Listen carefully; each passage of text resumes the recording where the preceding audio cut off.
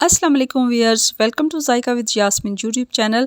तो आज मैं बना रही हूँ चटपटी चटखारेदार शकरकंदी की चाट। अक्सर हम शकरकंदी को बॉयल करते हैं, लेकिन आज मैं दूसरे तरीके से बनाऊंगी।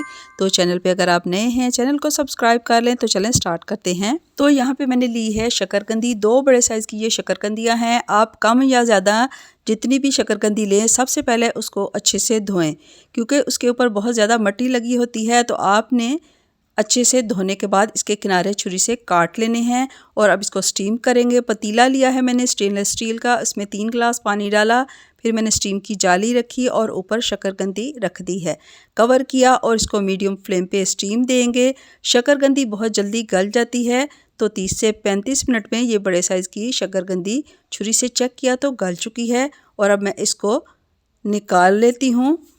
तो देखा आपने कितना आसान है इसको स्टीम करना। और अब मैं इसको ठंडा करूँगी। ठंडा करने के बाद इसके छुरी से मैंने तमाम छिलके उतार लेने हैं। शकरकंदी के ऊपर इसके रेशे होते हैं जो धागों की तरह होते हैं लंबे लंबे, वो भी साथ ही निकाल लेने हैं। ये देखें।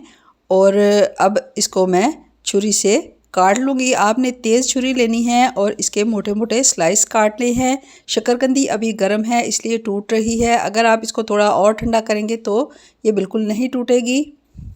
तो शकरकंदी को चटपटा चटखारेदार बनाने के लिए मैंने लिया है ये कच्चा किन्नू। इसको खट्टी बोलते हैं, मार्केट में ये मिल रहा है। नींबू है और है चाट मसाला।